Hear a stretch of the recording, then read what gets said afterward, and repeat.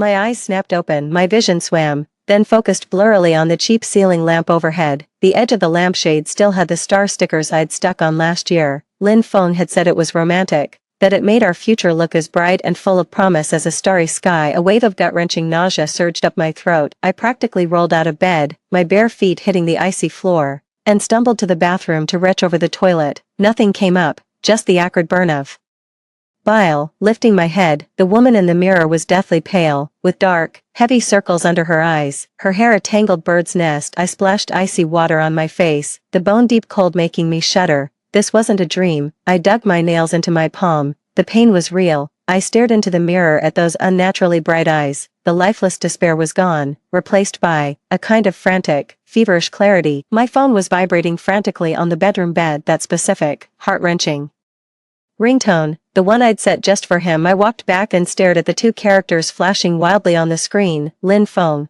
and at the new message popping up beneath it, meow meow. I can't take it anymore. This world is so pointless. What's the point of living? Anyway, I keep thinking about right after we graduated, crammed in that tiny apartment eating instant noodles. You said you were happy just being with me. Why has everything changed? Meow meow. I miss you so much. Can you come stay with me, just for tonight? I feel like I'm dying, word for word, exactly the same as last time, down to the second. That night, those messages dragged me out like a summons from the grave. I drove over 340 kilometers through the night to his apartment that reeked of instant noodles and mildew. For 4 solid hours, I listened to him cry, repeating the same old story. The world had wronged him. His talents went unrecognized, and I was his only light. I comforted him, soothed him, made him hangover soup, cleaned up the mess he'd made on the floor. As dawn approached, I was exhausted, my eyelids heavy, my patience completely spent. When he mumbled yet again, maybe I should just die, the words burst out of me. Then what do you actually want? Do you really want to die?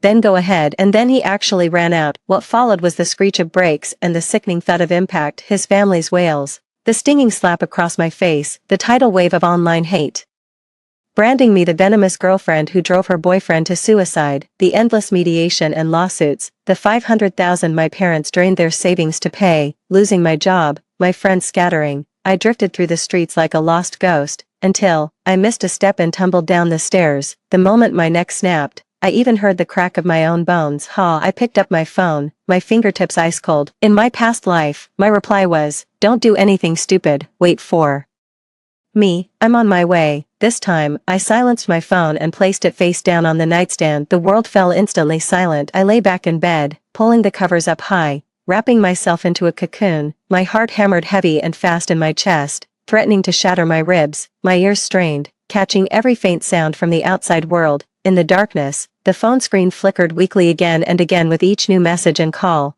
dying out only to light up once more, like a firefly in its death throes. What if he actually got hurt because I didn't go? The thought slithered out like a venomous snake, gnawing at my nerves. If he died, would that life be on my conscience again? A wave of suffocation crashed over me. I bolted upright, gasping for air. No, meow meow xia, you were given a second chance at life, not to walk the same old path again. His choices, his fate, they're no longer your responsibility. Wasn't giving up your entire life for him enough? I closed my eyes, took a deep breath in, and let it out slowly. When I lay back down, my heart felt as hard as a stone frozen for 1,000 years. The heavens didn't bring me back just to make the same choice again. My choice was to fall asleep the moment my head hit the pillow. To my surprise, I actually fell asleep. No nightmares, no startling awake. Like someone on the brink of death who had spent their last ounce of strength, I sank into a deep, dreamless slumber until sunlight pierced through the gaps in the cheap curtains, stinging my eyelids. I woke up. My first instinct was to reach for my phone. The screen was a mess. 38 missed calls, 99 plus unread WeChat messages. Most of them are from Lin Feng. The latest ones were from 10 minutes ago. Meow meow. Why are you ignoring me? I feel awful. My stomach hurts. Are you really just going to abandon me? No desperate, life or death messages. No frantic calls from his friends.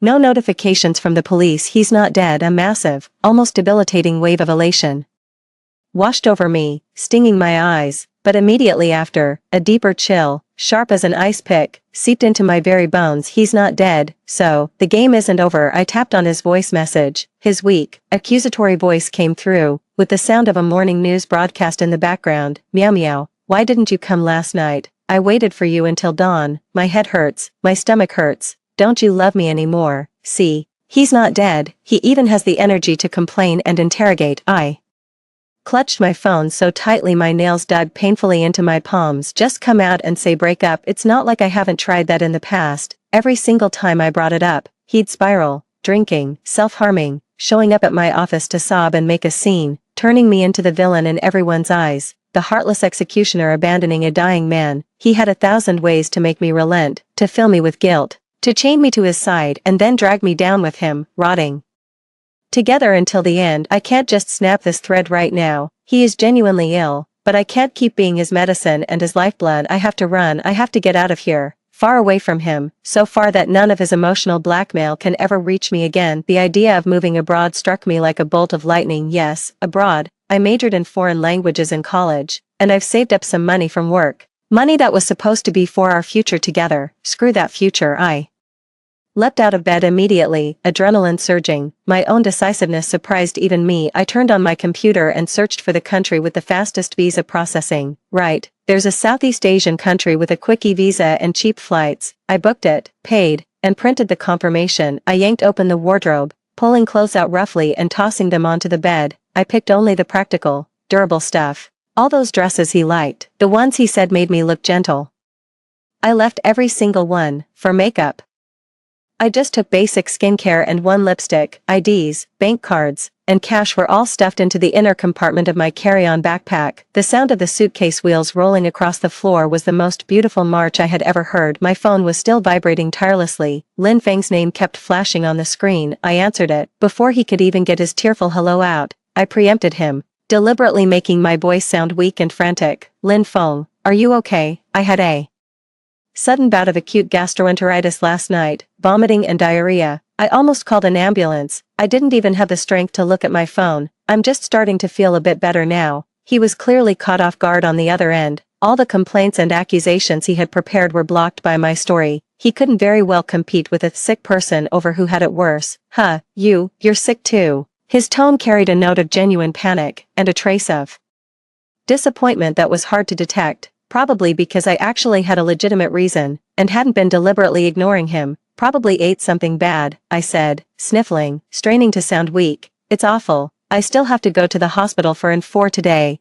Were you okay last night? I saw you sent so many messages. You really scared me. I deftly tossed the question back to him. He stammered. I was just in a bad mood, had too much to drink. I'm fine now. He fell into his familiar pattern of complaining. It's just that my head is still pounding, and my stomach feels painfully empty. See, he's fine, he's just fishing for attention. I sneered inwardly, but my voice was full of concern. I'm glad you're okay. You should eat something to settle your stomach. I really have to get to the hospital now, or I'm going to get dehydrated. Talk to you later. Without waiting for a reply, I decisively hung up. Then, I quickly muted his notifications. My heart was still pounding, but not from fear. It was a thrill of near rebellion. Lying turned out to be so easy. The first step to breaking free was to put on a mask. For the next 2 days, I operated like a high-strung spy, using acute gastroenteritis and the need for rest as my excuse. I refused all his requests to meet. Over the phone, I offered him perfunctory concern while handling my resignation with astonishing efficiency. Not that I liked the job anyway. I gave up my apartment, forfeiting the deposit, exchanged currency, and got rid of anything I couldn't take with me. Everything proceeded quietly, under the radar. It wasn't until I was standing in the International Departures Hall, listening to the unfamiliar language on the PA system and breathing in the mix of disinfectant and air freshener, that it finally began to feel real. I'm leaving behind this city that trapped my entire past life. Leaving behind Lin Feng's face, forever etched with melancholy and demands. Checked in, dropped off my luggage. Before going through security, I took one last look at my phone. Lin Feng's messages piled up like a mountain, shifting from initial complaints and concern to later suspicion and accusations. Meow meow, how are you? Did you get the 4 drip? Why aren't you replying? I'm really worried about you. Why is your phone always unreachable? Are you avoiding me? Xiao meow meow. Answer me. I asked your colleague. They said you took leave. Where on earth are you? Don't scare me like this. I can't live without you. The last message was from an hour ago. Meow meow. My heart is racing so fast. I think I'm having another episode. Can you come be with me? I'm so scared. 2. I pinched the tiny SIM card between my fingers. Its cool surface reminded me of the countless times Lin Feng had grabbed my hand, begging me not to leave, his fingers damp and burning with feverish heat. The trash can gaped with a black mouth. Like an abyss ready to swallow all traces of the past, one release of my fingers, and it would all be over, peace, finally, but my fingers hesitated, and in the end, I slipped it back into the small pocket of my jeans. Disappearing too cleanly can sometimes provoke a madman. I remembered all too clearly from my past life the relentless faces of his family, their expressions hungry enough to suck the last drop of blood from me. A string pulled too tight will snap. I needed to loosen it slowly. Let him grow accustomed to a state of without me, let his obsessive intensity wear down. Bit by bit, like a dull knife sawing through flesh, I powered the phone back on, ignored the countless red notification badges, and went straight to Lin Feng's chat window. As I typed, my heartbeat was steady, even laced with a thread of cold calculation. The company arranged an urgent overseas project last minute. I'm being deployed for 3 months of support. I'm already at the airport. Signal might be spotty. Don't worry about me. Take care of yourself, Sen. The lie came out so naturally it gave even me a moment's pause. So, stepping out of the role of Xiao Miao Miao, the person Lin Feng had defined, I could be this adept. I couldn't even be bothered to fabricate more detailed specifics. A vague, impossible to immediately disprove project was enough. With his self-centered personality, he would only fixate on the fact that I was abandoned, not bothered to scrutinize the project's authenticity. Sure enough, his call came through almost instantly. The name Lin Feng flashed frantically on the screen, mirroring his own spiraling emotions. I didn't answer. I let it ring until it stopped on its own. Then, with deliberate calm, I silenced it and buried the phone in the deepest corner of my backpack. The world didn't end. The airport announcements remained placid, and sunlight streamed through the massive glass walls, warm and gentle, pulling my suitcase behind me. My steps toward the gate grew lighter and quicker with each one. As the plane roared into the clouds, I pressed my forehead against the cold window, watching the city I'd lived in for over 20 years grow hazy and vanish beneath me. I felt no trace of nostalgia, only a raw, almost feral urge to grow, pushing its way up through the soil. I'm going to reclaim everything I denied myself in my past life, the fun, the indulgence, the joy, with interest. My first stop wasn't the budget hostel I'd booked. Instead, I changed my destination entirely and flew to Reykjavik, connecting to the airport Wi-Fi. I booked the best hotel suite with a view, taking a deep breath of Iceland's crisp, dry air. I sent my location and a message to Ching Na, the only friend I still had any contact with. I got out, get to Iceland ASAP. My treat. Ching Na was my college roommate. We were once inseparable. After I got together with Lin Feng, my whole world revolved around him. I stood her up time and again. When she bluntly called him an emotional black hole who wasn't good enough for me, I blew up at her, and we drifted apart. In my past life, when I was utterly alone and at my lowest, it was she who secretly slipped me 20,000 yuan, saying, "Meow meow, you have to survive first." My phone buzzed. Ching Na's reply came shockingly fast, just 3 explosive words, "On my way," followed by a sticker of someone frantically packing a suitcase. Looking at that exaggerated animation, standing alone in a foreign airport, I suddenly laughed out loud. I laughed until, without warning, tears started rolling down my cheeks. At least, in this lifetime, some things could still be salvaged. Ching Na arrived the next evening, a whirlwind of energy, dragging a massive suitcase. Spotting me at the arrival's gate, she dropped her luggage and rushed over, engulfing me in a near-suffocating hug. "Xiao Miao Miao, you hopeless romantic, you finally dug your way to the end of that wild vegetable patch." Her voice was choked with tears, her fists pounding my back with restrained force. "Do you have any idea how long I've been waiting for you to say that?" I hugged her back tightly, my nose filled with the familiar scent of her perfume, mingled with the weariness of a long flight. "Yeah," I mumbled, my voice muffled. "Dug right through it. Never digging there again." She released me, cupped my face in her hands, and studied me closely, her brow furrowing. "You've lost weight. You look pale. What did that bastard do to you this time?" Her eyes held genuine pain and anger, not a trace of mockery. I shook my head and said simply, "It's over. I don't want to talk about it right now. I just want to spend money. I just want to have fun." Ching Na's eyes instantly lit up. "Now that's my specialty. Come on, big sis is gonna show you the dazzling, decadent side of capitalism." She truly is a woman of her word. We didn't travel like typical tourists on a shoestring budget, ticking off landmarks. She just rented a high-performance SUV, hit the gas, and charged into the Icelandic wilderness at dusk. The aurora danced wildly across the night sky, like a vast swath of green silk flung by God, beautiful to the point of unreality. Bundled in thick blankets, we lay on the black sand, half-finished bottles of hard liquor by our sides. "Cheers." Ching Na raised her bottle, clinking it against mine, "to new beginnings." and to hell with all those worthless men. The icy liquor burned a trail down my throat, igniting a fire within. I looked at her profile, illuminated by the aurora, and laughed.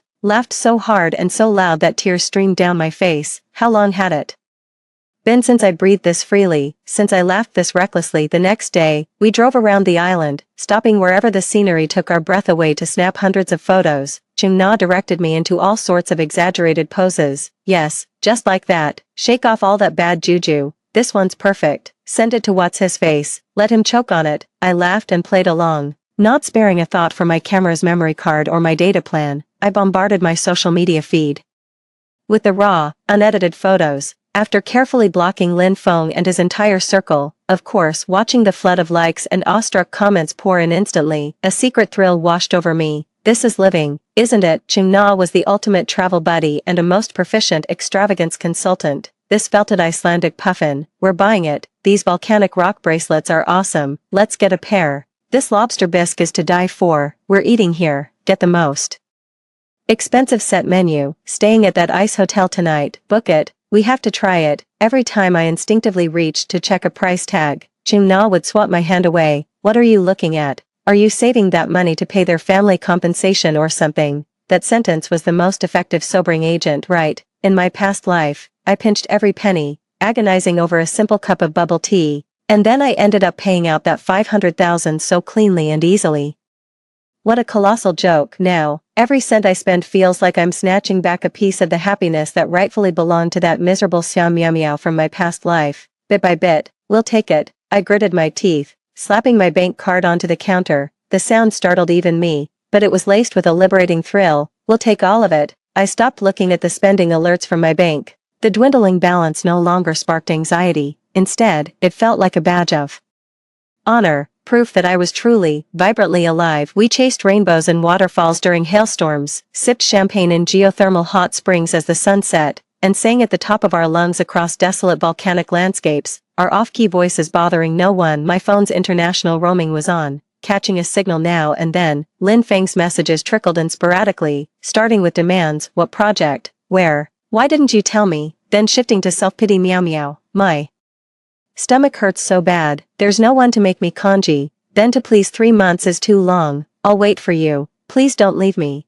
and finally a few uncontrollable outbursts. Are you doing this on purpose? Is there someone else? On my better days, I'd reply after a day or two, busy, bad signal, take care. It was as formulaic as an auto-reply. More often than not, I left them on read. His moods, his pain, whether his world was falling apart, I couldn't care less. I was busy touching millennia-old ice at Jokulsarlen Glacier Lagoon, busy watching shattered ice wash ashore on Diamond Beach like scattered stars. I was busy resurrecting myself. Ching-na took a photo of me. I was in a bright red winter jacket, standing before a vast expanse of black volcanic rock, with a glacier and blue sky behind me. My arms were spread wide, my smile was utterly unclouded, and my eyes shone brilliantly. She handed me her phone. Look, this is what Xiao Miao Miao is supposed to look like. I stared at that strange yet familiar version of myself on the screen for a long time. Then I lifted my head, took a deep breath of Iceland's crisp, chilly wind. The air tasted of freedom. It costs an arm and a leg, but it's worth every single penny. 3. The jolt of the plane landing jolted me awake from a light sleep. Outside the window was an unfamiliar airport runway, a vague feeling somewhere between a final destination and a layover. The indecipherable language flowing from the PA system was a stark reminder that these 3 stolen months had finally come to their day of reckoning. 3 months, 90 days. It felt like a fever dream that refused to break, a haze filled with Iceland's biting wind, Ching-na's unrestrained laughter, and the bank statements bleeding money with every transaction, each one a guilty pleasure. Now, the dream is over, my temperature has returned to normal, and the cold, sharp needle of reality is poised to pop this fragile bubble I've blown up with lies. I pulled my phone from the very bottom of my backpack, took a deep breath, and finally pressed the power button. After a moment of dead silence, the phone jolted back to life like a patient revived by defibrillation, erupting into a frantic, incessant buzz. The screen lit up with countless notification alerts, a dense swarm of red badges nearly blotting out every app icon. The most glaring of them all was that all-too-familiar profile picture. Lin Feng. Missed calls, 99 plus. Unread WeChat messages, 99 plus. There were even a few texts from unfamiliar numbers he must have used.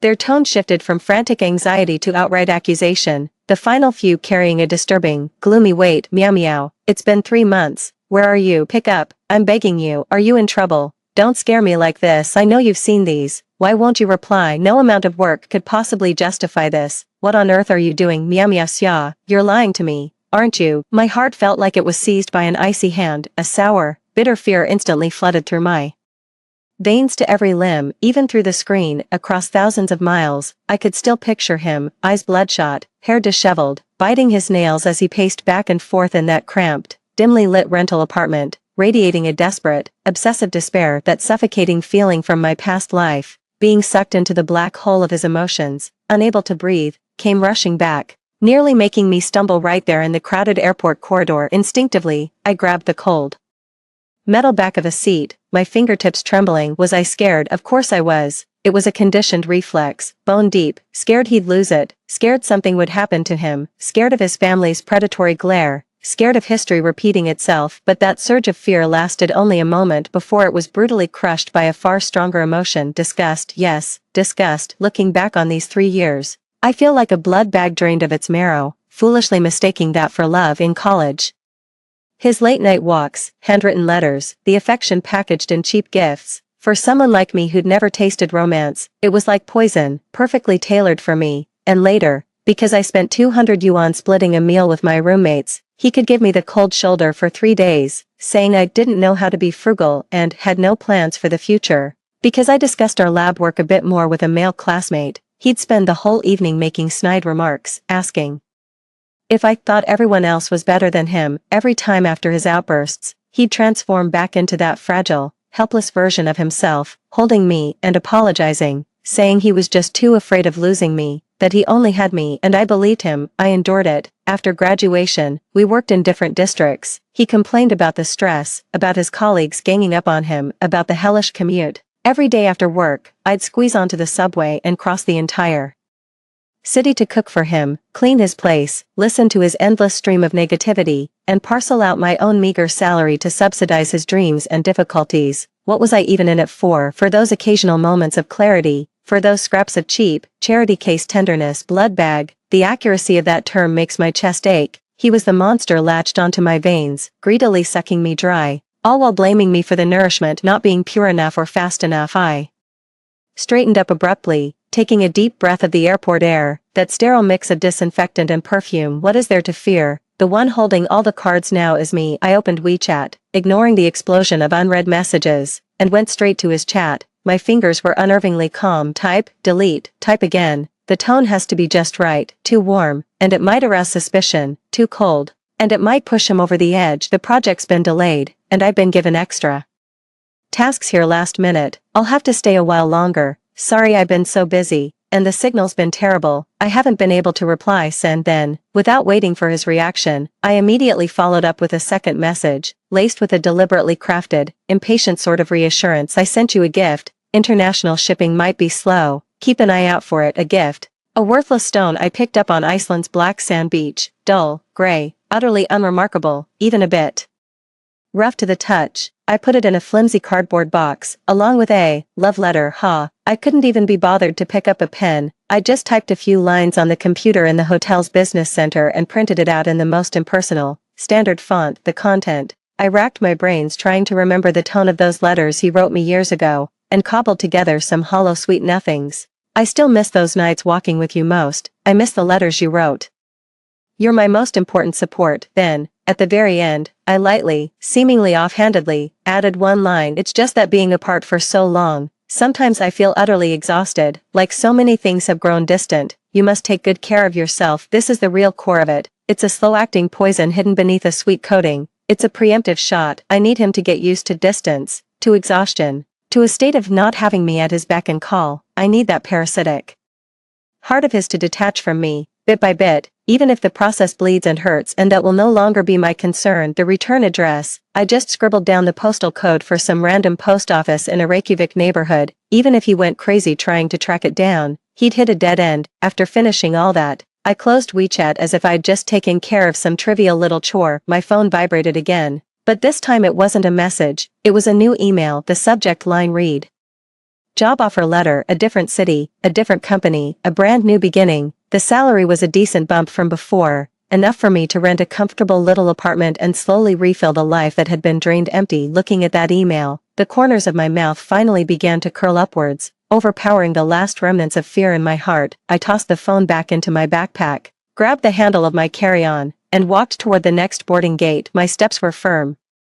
Without a hint of hesitation, Lin Feng, your emotional storms, your guilt trips, the empty promises you've been dangling for 3 years, and all those cheap, sentimental memories, you can leave them all here at this layover airport. I'm out. For time slipped away like sand through my fingers, silent and unnoticed. Another 3 months passed. I sat at my desk, sunlight from the window filtered through the blinds, casting sharp stripes of light across my keyboard. A mug of steaming coffee sat within reach, next to a small pot of pothos a colleague from the next desk had given me, saying it would liven up the new place. My new job had long since settled into a steady rhythm. My manager had praised my efficiency, and colleagues I worked with were now the kind I could grab hot pot with after work at a new place. On weekends, I'd meet up with Gu Wenwen, my college friend who had also escaped and put down roots in this city, to visit art galleries or just crash on her couch watching old movies, venting about work and men. I even signed up for a gym membership. The burn of a good sweat felt infinitely more satisfying than the sting of tears. Life felt like a piece of carefully ironed fabric, smooth, warm, and comforting to the touch. I was almost ready to lose myself in this new, normal order of things. Almost. That old phone was like a landmine buried beneath my peaceful life. I kept it shoved in the very back of my nightstand drawer, only powering it on once a week. Every time I turned it on,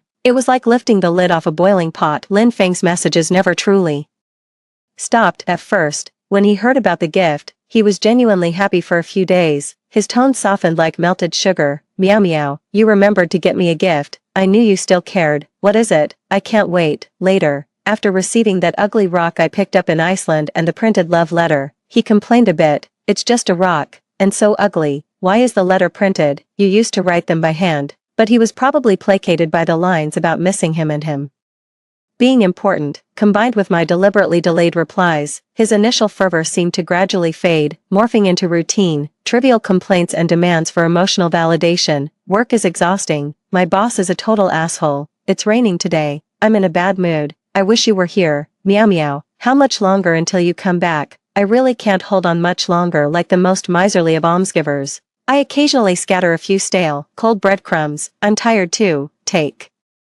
care of yourself, soon, maintaining that kite string with the smallest possible cost. But I knew better than anyone that this was only temporary. The obsession and greed within him were a dormant volcano, ready to erupt again at any moment. I had to find the perfect excuse, one that would make him back off on his own, even grow disgusted, to sever it all. A reason that wouldn't make him feel abandoned and drive him completely mad, but one that would make him weigh the pros and cons and choose to let go. A reason that could puncture all his hypocritical affection. That night, after my shower, I looked at my much improved complexion in the mirror, took a deep breath, and pulled out that old phone, turned it on, ignored the usual complaints. My finger hovered over the screen for a long time before I began to type, one character at a time. The tone had to be sufficiently panicked, sufficiently helpless, carrying the despair of having nowhere left to turn. Lin Feng, I think I'm in trouble. The company seems to be a scam. They said the project had high subsidies and advanced me a large sum to cover expenses. Now the project's fallen through. The boss has run off with the money. I can't reach anyone. I signed the agreement. The money, I might not get it back. So much money. What am I going to do? Could you lend me some to tide me over? I promise I'll pay you back. I really don't know what else to do. Send. Every single word was laced with cold calculation. I stared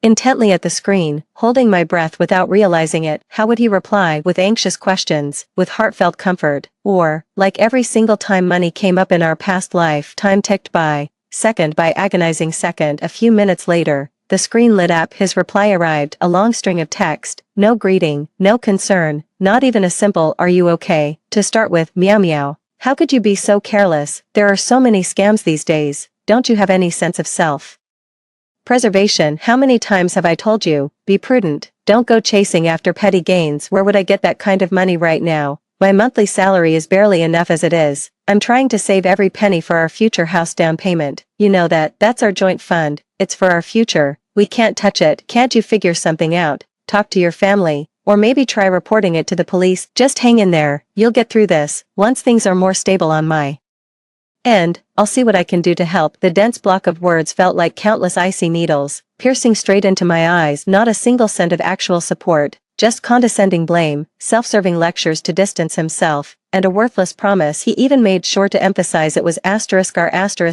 money, as if what I had nearly lost wasn't my own livelihood, but an encroachment on his sacred property. I stared at the screen and suddenly laughed. The sound echoed, eerie in the empty bedroom. I kept laughing, but not a single tear would come. Of course, see, meow meow, you called it, all that deep affection and talk of a future together shattered into nothing the moment his own interests were on the line. I didn't reply, there was no need, and the truly pathetic part, from that day on, his messages noticeably dwindled. For the first couple of days, there were a few perfunctory texts, any updates, did going to the police help, then, gradually, silence. He was probably terrified I'd ask to borrow money again, scared that this problem, this burden, would cling to him for good and ruin his grand plan to save for a house. The world has finally gone quiet. 5. That 2-month stretch of peace felt like a brittle sugar shell, encasing a deep-seated vigilance I couldn't let go of. I knew it was just an illusion. For someone like Lin Feng, silence was never surrender, it was him gathering strength, weighing his options,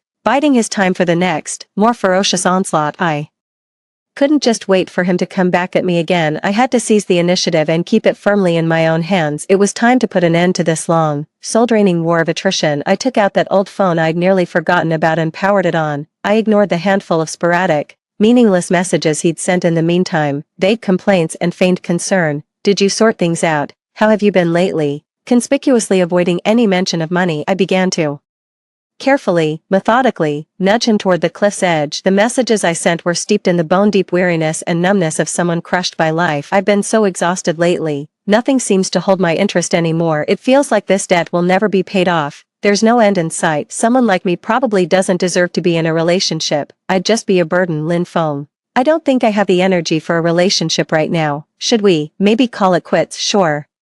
Enough, he reacted immediately. It wasn't about keeping you, but about defending his claim over this relationship. Meow meow, don't think like that. These hardships are only temporary. I'm not afraid of you being a burden. We can face it together. What do you mean? Call it quits? I've waited for you all this time. Did something happen? Or is there someone else? See, he wasn't even concerned about how I was feeling. His first instinct was to question my loyalty and highlight his own sacrifices and patience. I stared at the screen, a cold, thin smile playing on my lips. The reply I typed out, however, felt even more fragile and desperate. There's no one else. I'm just so exhausted, too exhausted to even muster the energy to reply to your messages. I can barely take care of myself right now. I really don't have the capacity to look after you anymore. I'm sorry. I deftly sidestepped all his suspicions about someone else and his attempts at emotional blackmail, focusing solely on my own helplessness and breakdown. It was a more sophisticated form of rejection, rendering all his arguments powerless, like punches thrown into cotton wool. Then, I presented the final solution, an impossible situation he could neither follow me into nor argue against. The company has a debt servicing project in Africa.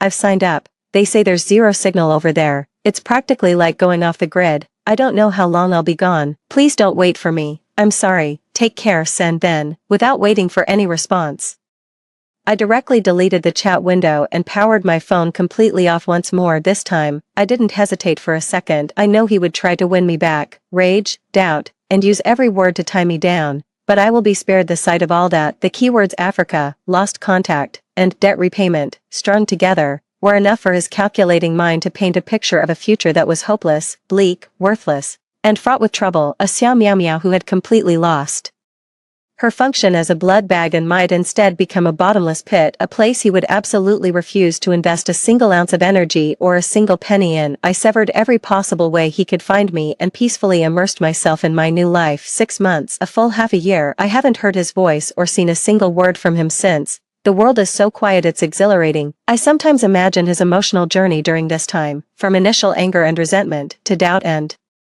testing the waters, to finally, acceptance and letting go. A cooling-off period of over a year is more than enough to let all fiery emotions, be it love or hate, cool down into ashes, enough for a selfish person to coldly calculate the pros and cons, and peacefully accept the loss. On an utterly ordinary weekend afternoon, I opened that old phone for the last time. The battery was dying, the screen lit up, and as expected, the last few messages were from half a year ago. It was a line From him, spoken in a tone of complex emotion. Since you've made your decision, then you're on your own. I hope things go well for you. No pleading to stay, no sobbing, no clinging on, just that one flippant, almost eager to wash his hands of it, you're on your own. I looked at those words, and my heart was a placid lake without a single ripple. No hatred, no resentment, not even the wild joy of liberation. It was like reading an expired news article that had nothing to do with me. I finally typed a reply, my tone as flat as if I were commenting on the weather. Yeah, I'm back. It's all over. Let's leave it at that. I wish you happiness. Send. Almost instantly, typing appeared at the top of the chat window. He typed for a long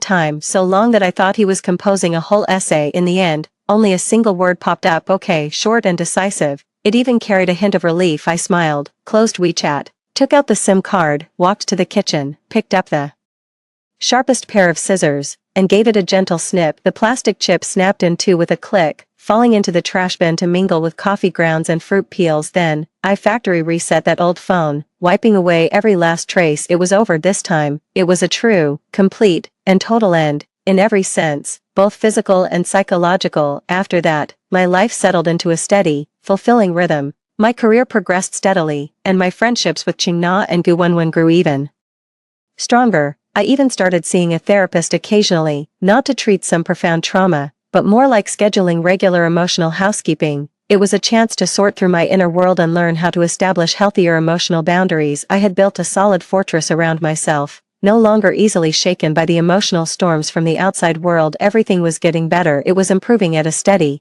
solid, reassuring pace, bit by bit. Occasionally, on a particularly sunny afternoon, I would think back to that swamp-like period of my past. It felt distant, like something from another lifetime. That person named Lin Feng eventually became nothing more than a faint, gently crossed-out footnote in the memo of my life, and that was all. The end. That's all for the first story. Don't go away. The next one is even more exciting. My husband's first love called to say he was in kidney failure and needed a transplant. I contacted the hospital to withdraw from treatment. His first love panicked. But he's your husband. I shrugged it off and started planning his funeral instead. She didn't know I was living a second life in my past life. I signed the donor papers without a second thought, only to discover the kidney was for her. After she recovered, she conspired with my husband to stage a fatal car accident for me. When I opened my eyes to this new life and her call came through, I patched it straight through to the funeral home with his beloved on death's door. My husband finally started to panic. The hospital corridor smelled sharply, coldly, of antiseptic. I looked down at the kidney transplant consent form in my hands, my fingers tracing the thin paper as a torrent of emotion surged within me. Xiang Wei,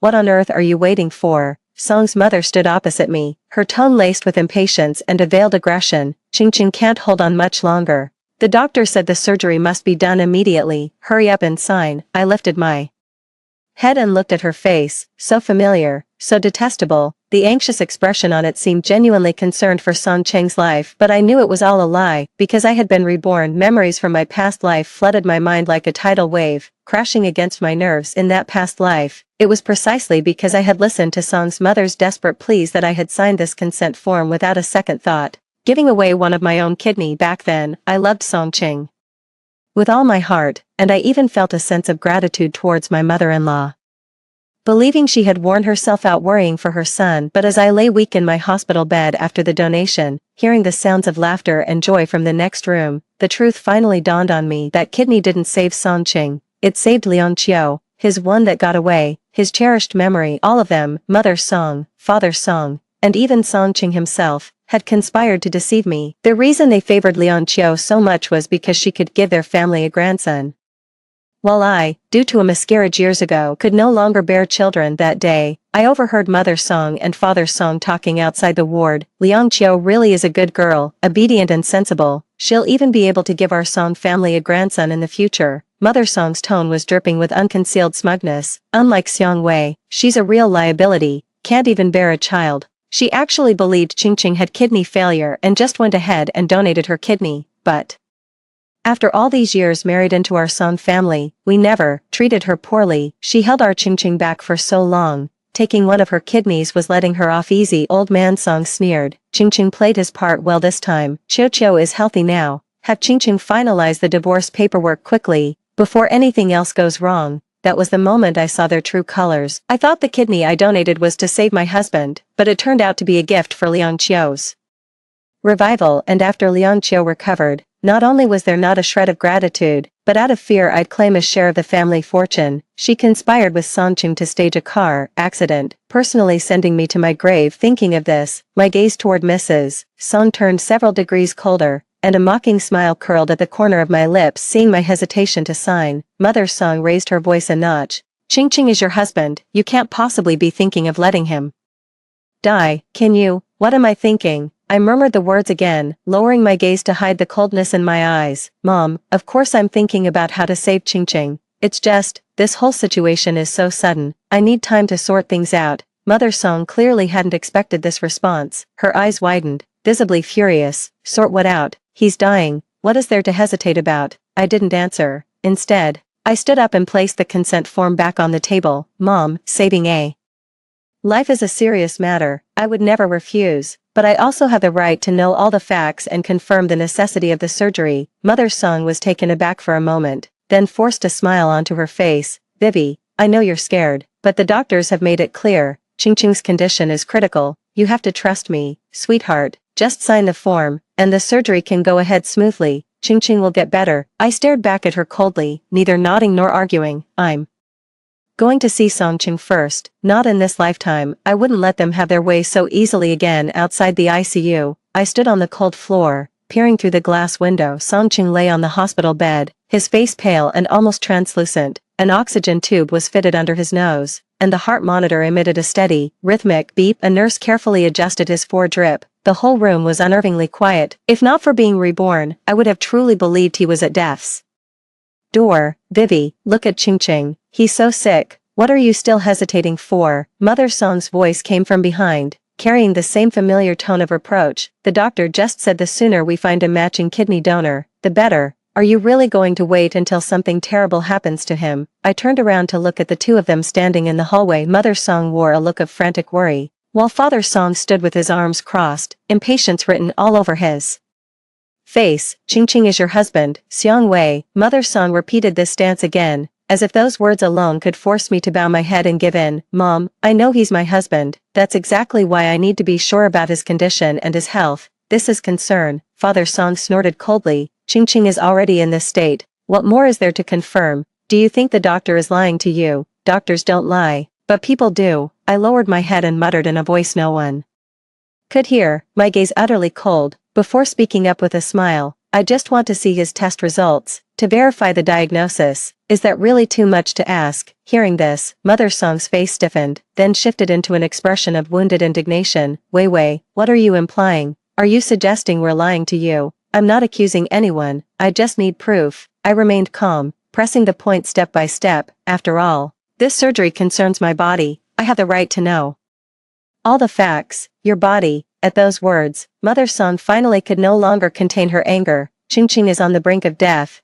and you're still thinking about yourself. Mom, I raised my voice, cutting off her accusation. Of course I'm worried about Songqing too, but donating a kidney is a huge deal. How could I possibly just sign my name away so casually? Song's mother was stunned by my sudden, forceful tone and was momentarily speechless. Seeing this, Song's father frowned and spoke in a low, grave voice. Xiang Wei, don't forget, when you married into our Song family, you became Qingqing's wife. This is your duty as a wife. Duty? I let out a scornful laugh, my gaze sweeping coldly over the two of them. What kind of duty is worth me sacrificing my life for? My sharp retort left Song's mother livid. She was about to speak when we heard the sound of hurried footsteps approaching. I looked up to see Liang Qiu appear at the far end of the corridor. She wore a light colored dress and clutched a stack of documents. Her makeup was heavy, her expression fraught with anxiety, and her posture was unsteady, giving her a rather disheveled appearance. In my past life, seeing her standing there looking perfectly healthy, I never suspected a thing. Now,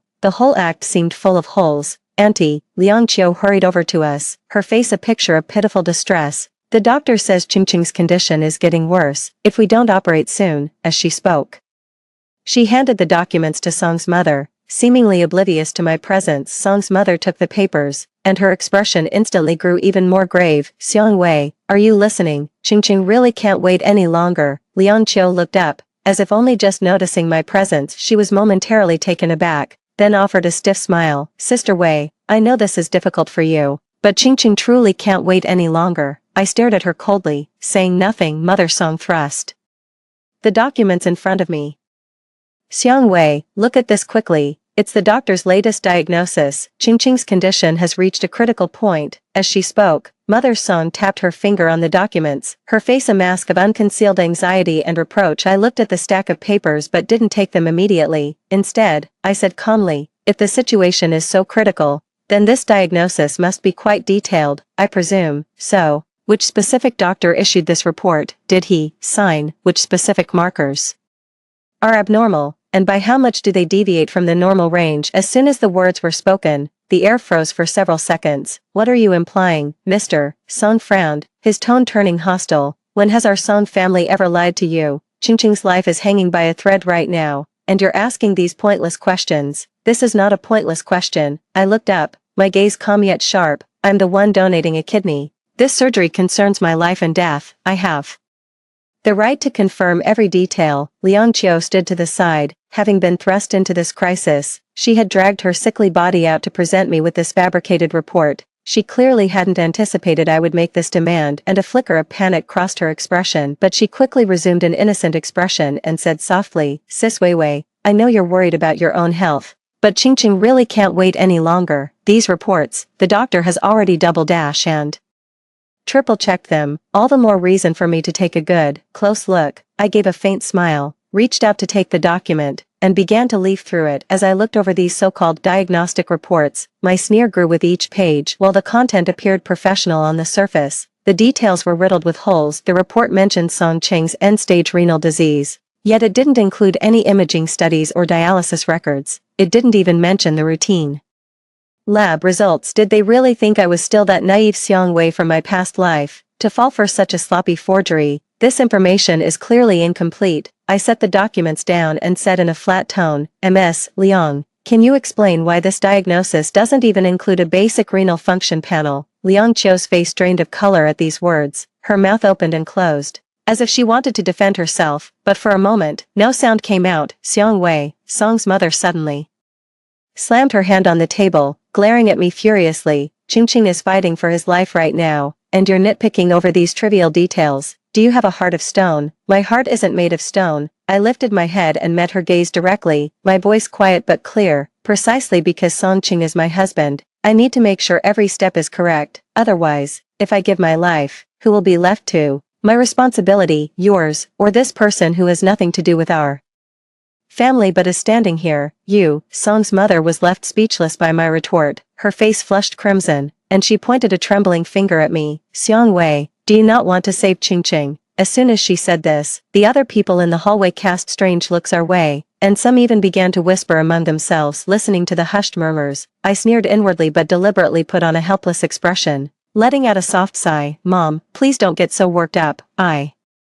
never once said I wouldn't save Qingqing. But this is my kidney we're talking about. Don't I have the right to understand the situation fully before I make a decision? Seeing the situation had reached a stalemate, Liang Qiu quickly stepped forward, forcing a strained smile. Sister Weiwei, it was probably my oversight. The original copies of these test results are still with the doctor. I'll go fetch them right now. Just wait for me a moment. And with that, she hurried away, head bowed. I watched her retreating figure, a cold sneer spreading through my heart. It seems she needs time to fabricate a more perfect report. After Liang Qiu's hasty departure, Mother Song glared at me resentfully, as if my earlier questioning was some unforgivable sin. Father Song, meanwhile, sat to the side with a long face, letting out heavy sighs from time to time, the very picture of utter disappointment in me. Xiang Wei, you've truly broken our hearts. Mother Song finally couldn't hold back any longer, her voice dripping with deliberate grievance. Qingqing has always been so good to you. How can you be so cold-blooded, like an outsider, at a critical time like this? Mom, that's not fair to say. I smiled faintly, my tone calm. How could I possibly be an outsider? I'm Qingqing's wife.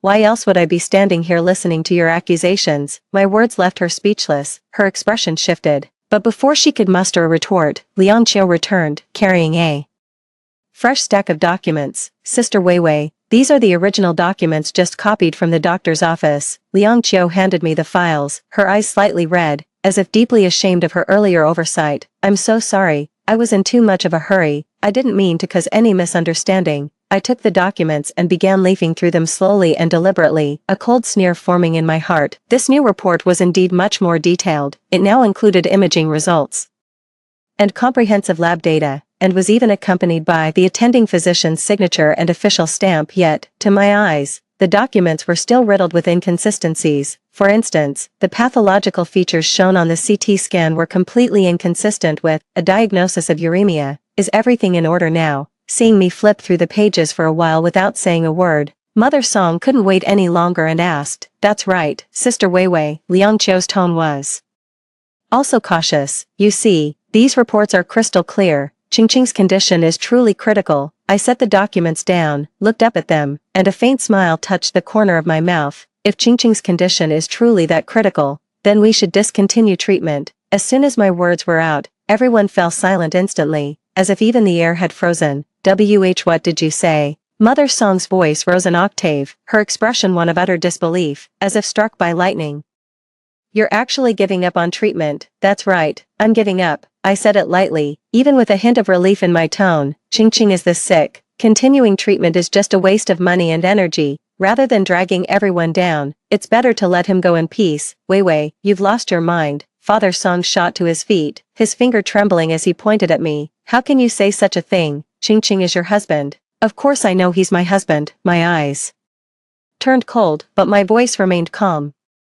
"But I have the right to choose not to make that sacrifice. Besides, if there's truly no hope, then what I'm doing is actually for his own good." Mrs. Song's face flushed a deep red, so angry she was left speechless. She turned to Liang Qiu, her tone tinged with a plea. "Xiao Qiu, please talk some sense into Xiangwei. She's lost her mind." Liang Qiu looked up at me, a flicker of panic in her eyes. Clearly, she hadn't anticipated my sudden decision to give up on treatment, and this was absolutely not part of the plan she and the Song family had devised. "Sister Weiwei," she said softly, her voice catching slightly, "Qingqing can still be saved. The doctor said his tissue match with yours is excellent. If the surgery is performed in time, he can make a full recovery." I was too anxious earlier and might have overstated the severity. "The truth is, Qingqing still has a chance." The moment she finished speaking, I let out a cold laugh. "Oh, there's still hope, then there's even less of a rush. If his life can be saved anyway, why should I panic?" "Xiang Wei." Mother Song was beside herself with rage, looking as if she wanted to lunge at me, but Father Song grabbed her arm to stop her. "Qingqing can be saved, yet you refuse to help him," she said through gritted teeth, her eyes brimming with disappointment and fury. "Are you even human?" "Mom, please don't get worked up." I stood up,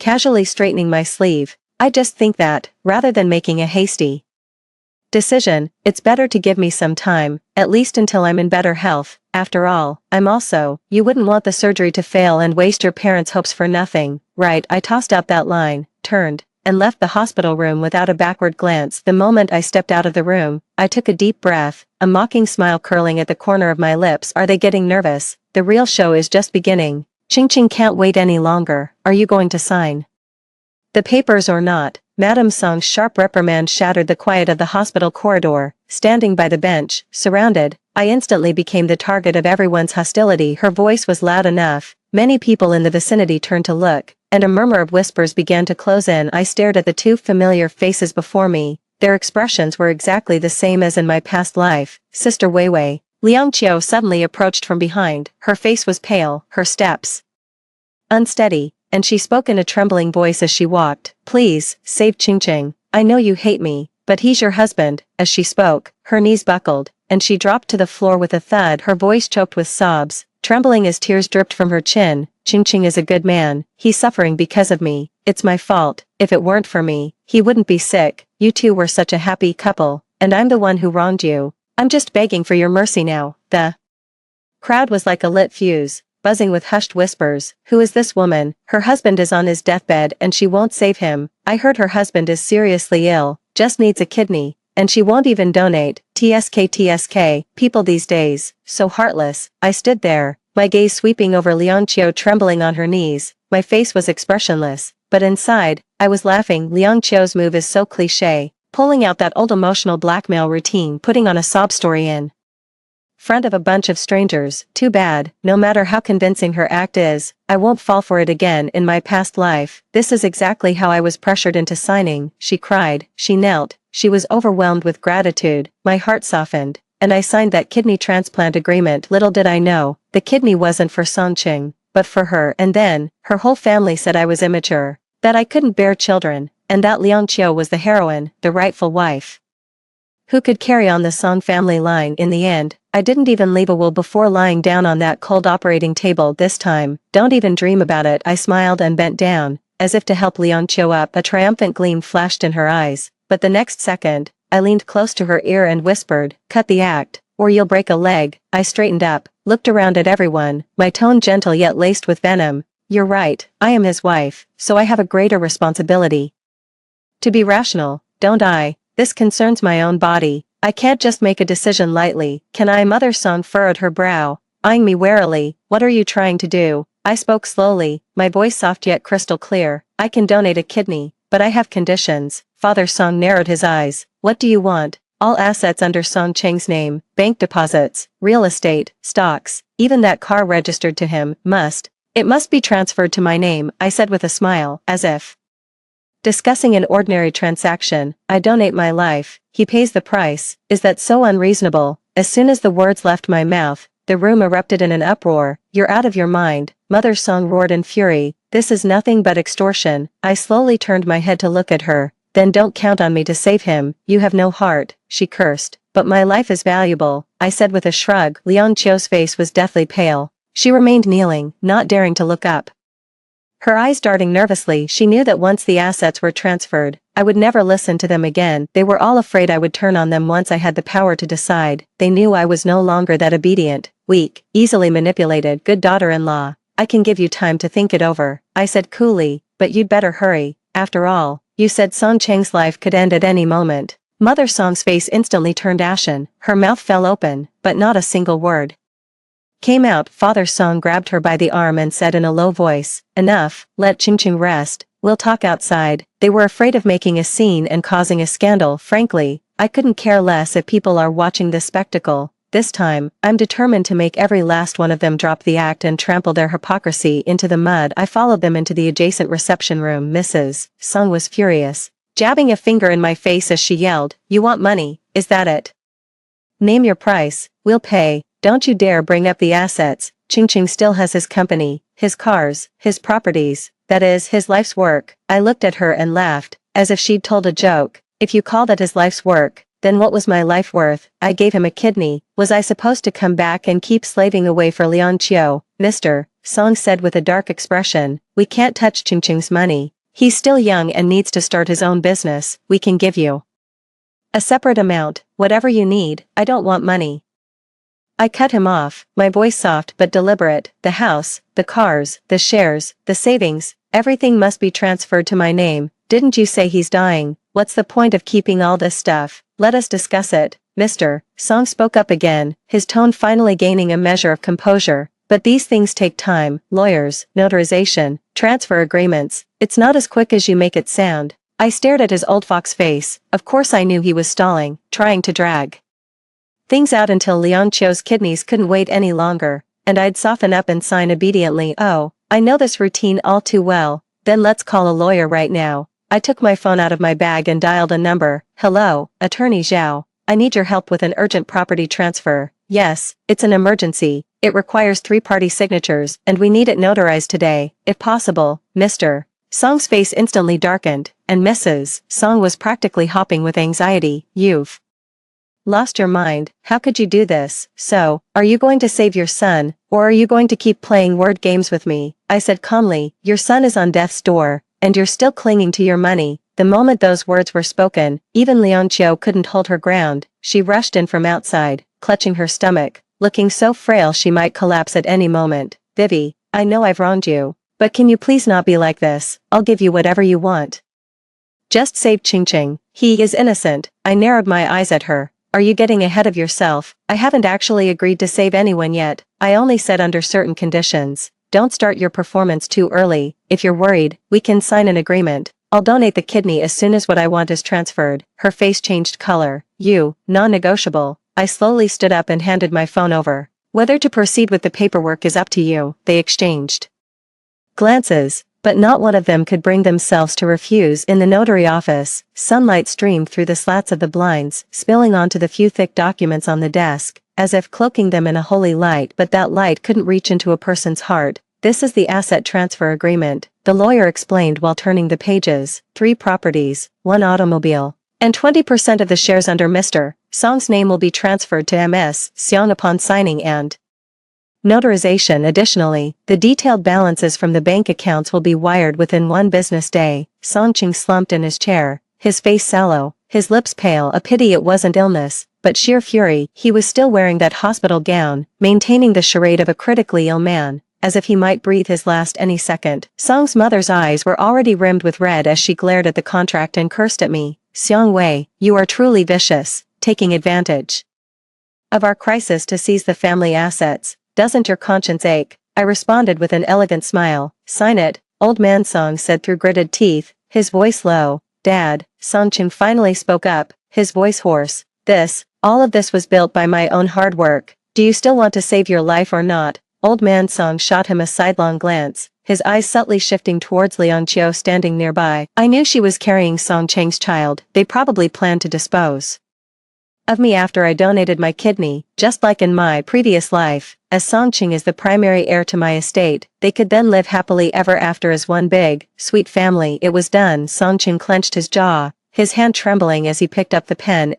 Click, with the final stroke signed, his hand went slack, and the pen rolled onto the desk. "Is that it?" I asked the lawyer. The lawyer gave a nod. "The contract is signed. We'll have it stamped and filed shortly." "Good." I stood up, straightened my jacket, and turned to face the Song family. "Well, I won't overstay my welcome. I haven't had my own checkup yet, so let's call it a day for now. Weren't you the one talking about saving a life?" Mother Song exploded. "You think you can just sign and walk away?" I looked up slowly. "And weren't you the ones in such a desperate hurry to save him? But my own health hasn't been checked. What if I have kidney failure too?" Mother Song was hopping mad. Song Qing cleared his throat, holding his arm, and looked at me. "What exactly do you want?" I turned and walked towards the door, pausing for a final look back. "If you want his life, then follow the proper procedure. If my body isn't in good condition, I won't donate. I'm not in a hurry, so you shouldn't be either." I returned to my apartment, changed out of the long trench coat I'd worn all day at the hospital, sat down on the sofa, and opened a box of egg tarts. The first bite sent flaky pastry crumbs scattering at the corners of my lips, while a sweet, caramelized aroma instantly filled my senses. A long-lost sense of peace washed over me. I had just woken up the next day when I heard a knock at the door. How are you feeling today? Is anything bothering you?" I glanced at Mother Song standing outside. "I'm alright, just didn't sleep well last night." Mother Song quickly nodded and held up what she was carrying. "I made you some nourishing soup. Lily bulb and snow fungus. It's good for the lungs and kidneys."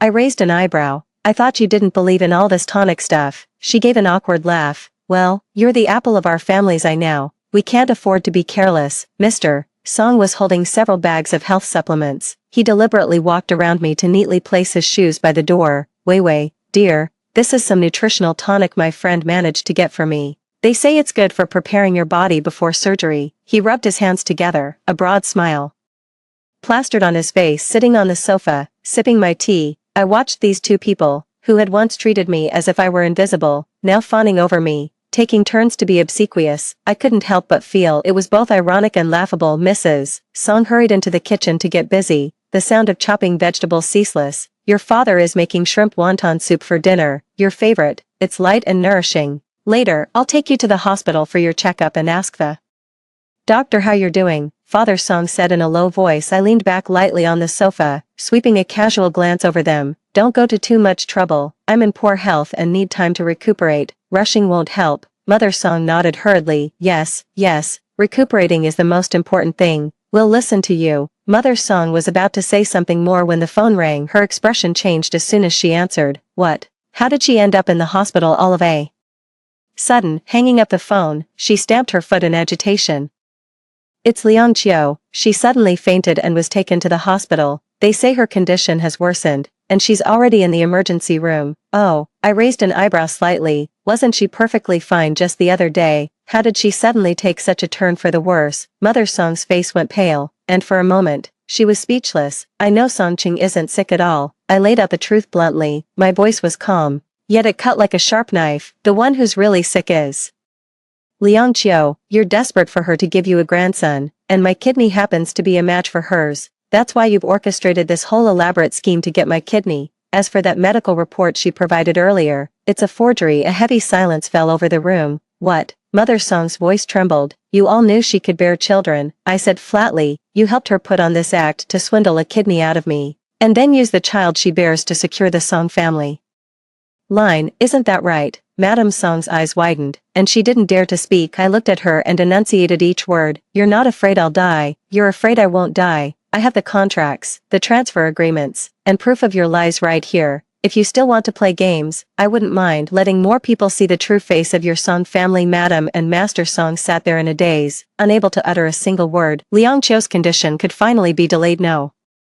longer. The hospital issued a critical condition notice. Song Qing had dropped all pretense, kneeling before me on the verge of collapse. Vivi, I'm begging you, please save Xiao Qiu. His voice trembled, his eyes bloodshot. I looked down at this man, whom I had once loved so deeply I would have given him everything, even one of my own kidneys to save his life. The same man who only ever wanted me dead, and now, for that woman. He was on his knees begging me again. She can't die, Vivi, she really can't. He wept like a child, his nails scraping the ground, his voice hoarse. She hasn't done anything wrong, she's just a little more important than I was, right? I cut him off coldly. Song Qing froze, as if hearing me speak for the first time, then his expression abruptly darkened. He stood up, pulled out a piece of paper, and lunged to grab me. Xiang Wei, you signed the agreement back then, have you forgotten? You took everything I had. You will donate that kidney, whether you want to or not. You have no choice, otherwise, I'll take you to court. You'll have to pay it all back. I let out a soft sigh, as if finally weary of this farce. Song Qing, you really are as stupid as they say. Take a good look at the name on it. I said I'd donate to you, Song Qing. I never said a word about Liang Qiu. If you were the one who was sick, I'd donate to you in a heartbeat. Can you not read? He was momentarily speechless, but his desperation remained. What does it matter who uses it?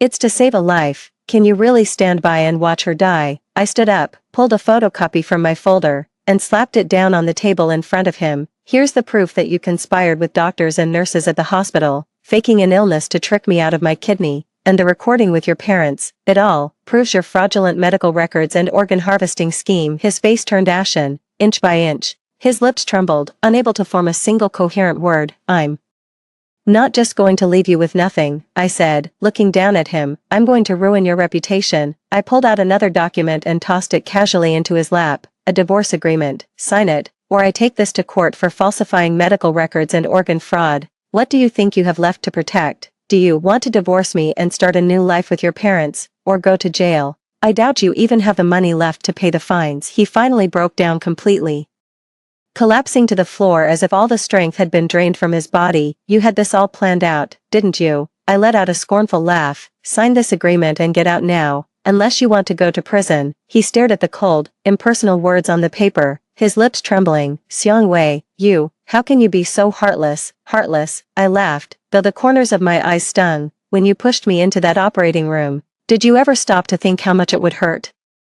My parents' hair turned white with worry for me. Did anyone ever tell them it was because their daughter loved the wrong man? Song Qing, I loved you once, but that doesn't mean I have to grovel in the dirt forever. You said she couldn't die, so does that mean I was supposed to? My voice trembled, my chest tightened, and I fought hard to keep the tears from falling. What you want is my organs, my understanding, my endless concessions. But you don't deserve them. I shoved the divorce papers into his hand, my tone resolute. I can't save her, but I can save you, Song Qing. I'm saving you from this marriage you've long grown tired of. Sign it, and get out of my life. Song Cheng's fingers trembled, his gaze fixed on me, brimming with resentment. I pointed to the camera in the room, extinguishing any thought he had of making a rash move. He seemed to want to say something, but in the end, he said nothing. Silently signing his name, I slowly stood up, brushed off my clothes, as if stepping away from a farce. He remained kneeling there, motionless. Liang Qiu didn't make it in the end. She passed quietly, without any earth-shattering cries, nor the kind of tender moment Song Qing had fantasized about, her last glance being for him. On the contrary, as the nurse quietly revealed, the name she murmured on her deathbed wasn't Song Qing's, but that of another man, a wealthy heir she had broken up with years earlier. Continuation of ID 3. Her final cry was a wrong, not a ching. The nurse added with a sigh, It's only at death's door that a person reveals the truest name in their heart. Hearing this, I felt nothing but a quiet sense of melancholy, completely unmoved in the end. Both she and Songcheng were living in a script of their own making, never once treating me as a real person. Liang Qiu's funeral was a cold, desolate affair. The Song family was struggling to survive themselves, and Songcheng had no money to give her a proper send-off. One day, passing by the subway station, I saw a familiar figure curled up in a corner. Because I had been reborn, my true self. How did it come to this? We were once so radiant and splendid. I didn't approach, nor did I make a sound. It wasn't that I was heartless, it was the path they chose for themselves, and I had finally escaped that drawn-out nightmare. I sold the house I co-owned with Songcheng and used the money to open a small bookstore. The room was filled with the scent of books. By the window, I planted gardenias and tea plants. There was morning sun and evening breezes. Everything slowed down. A friend asked me, "Don't you hate him, after all he did to you?" I shook my head gently. Hate is a waste of time. My life now is far more fulfilling than any revenge could ever be. I started working out, learning floral design, occasionally writing pieces to submit to magazines, and taking in stray cats. The world is still imperfect, but I've learned not to waste my passion on the wrong people. Sunlight streamed through the window. I picked up a cup of hot tea. A wave of warmth and fragrance washed over my face, its scent filling my nose. True victory isn't about making them beg for your forgiveness through tears, nor is it about them facing divine retribution. It's about being able to turn away with grace, leaving their hurt behind you, and living a completely new life that is entirely your own. Story 2. The old man of the Ji family made a statement. He said that if I could give birth to a child of the Ji family, he would reward me with 1 billion yuan. So, despite Ji Jinghui's disgust towards me, I wore revealing clothes, tried various ways to seduce him, and had sex with him every day. But 3 months later, my belly still showed no signs of pregnancy until that day. Ji Jinghui's younger brother, the second young master who had been abducted for many years and only returned to the family in recent years, came to visit while his brother was away. "My brother is impotent," he said, his handsome face full of temptation as he stared intently at me. "Why not give it a try with me? Big, so big, I really want to bury my face in it." Looking at the pectoral muscles under his shirt, I swallowed hard. Compared to my husband, who only had his first love in his heart, this brother-in-law, Ji Jingji, was more my ideal type. If it weren't for the old man of the Ji family who gave me a 500 million yuan check and arranged my marriage with his grandson, and if Ji Jingji hadn't been missing and not yet returned to the Ji family at that time, I would have definitely pestered him and chosen to marry him. "Come on, a younger man 6 years my junior is really my cup of tea. Do you want to touch?" Ji Jingji noticed my intense gaze and smiled, his lips curving. I licked my lips. "May I? I don't mind if it's you," he said, leaning close to my ear, his voice seductive. My eyes immediately lit up, and I reached out boldly. See, it was this flirtatious man who seduced me. I just couldn't resist for a moment. I made a mistake that all women in the world might make. After having a good feel, the after-sex clarity mode kicked in. Looking at the wedding ring on my ring finger, my sense of morality suddenly awakened. So, I pushed him away firmly and immediately shifted the blame. "Have some sense of shame. Don't seduce your sister-in-law." He put his arm around my lower back, rubbing it with a sense of righteousness. "We're not even married, so what if I seduce you?"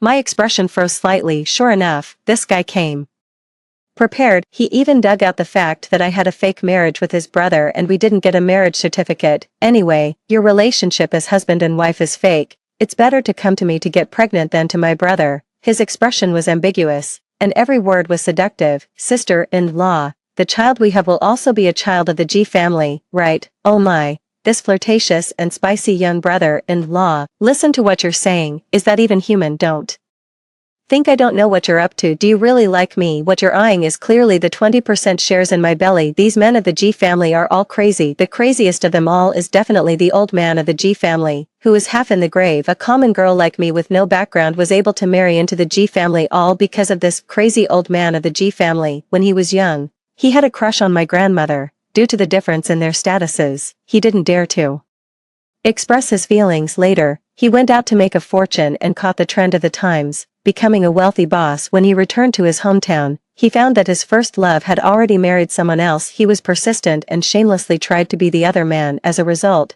my grandmother slapped him back to his senses with a fierce slap. However, people are just like that. They don't cherish what they have and always long for what they can't get. Because he couldn't have my grandmother all his life, He started to set his sights on me. The old man of the Ji family bought me with a 500 million yuan check and arranged a marriage between me and Ji Jinghui. This ill-fated couple. I have a face that resembles my grandmother's by 5 or 6 points. Ji Jinghui has a face that resembles his grandfather's by 4 or 5 points. We played the role of a loving couple in the villa to fulfill the old man's youthful fantasy. Unfortunately, my cold-faced husband is just like his grandfather. He has his first love in his heart all the time and thinks I'm a vulgar and shallow bad woman. On the day we first met, he looked at me with contempt and threw a contract at me. You just want money, right? As long as you lie to grandpa and say we've got married, I'll compensate you with an additional 20 million yuan. Just like that, we became contract husband and wife. A person's dislike for another can't be hidden. In the 3 years of our marriage, Ji Jinghui didn't spare any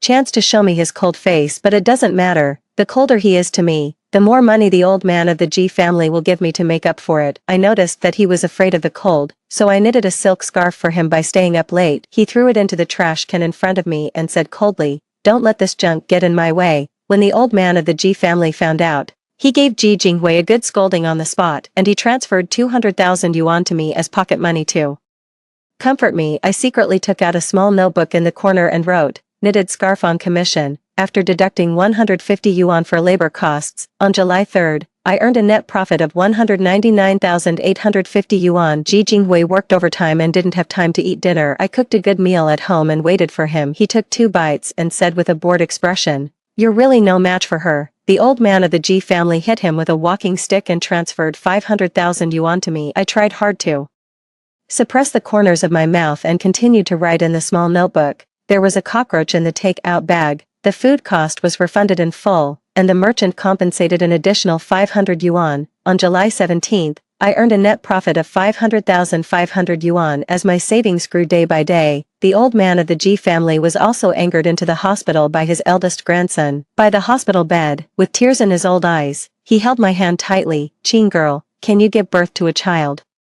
for the Ji family? I want to see a child who is like her and like me." My eyes darted around. I pretended not to understand. "If you give birth, I'll give you 20% of the shares of Ji's group, plus 1 billion yuan. Oh my god, old man of the Ji family, you're the only grandpa in the world for me." That day, I held the small notebook tightly, my eyes green with excitement as I recorded that was 20% of the shares of the Ji group. Once I got the shares, I would be on a par with his 2 grandsons as the second largest shareholder of the consortium. Having 1 child could bring financial freedom for generations. I'll be honest, I have no bottom line when it comes to money, so from that day on, I started to try various ways to seduce my cold-faced husband. Ji Jinghui men usually pretend to be loyal and chaste, as if they want to remain faithful to their first love, but after I teased him by pulling his tie for several days, he couldn't hold back anymore. Panting heavily, he clasped my hands. Unfortunately, there's still no sign of pregnancy in my belly. The deal between the old man of the Ji family and me about the child was a private conversation between us. It should have been known only to the 2 of us, but recently, my frequent visits to the obstetrics and gynecology department of the hospital have made my ambitious brother-in-law suspicious. The 20% of the shares that the old man of the Ji family promised was not for me, it was for his unborn great-grandchild. Ji Jingji, not hesitating to sell his charm,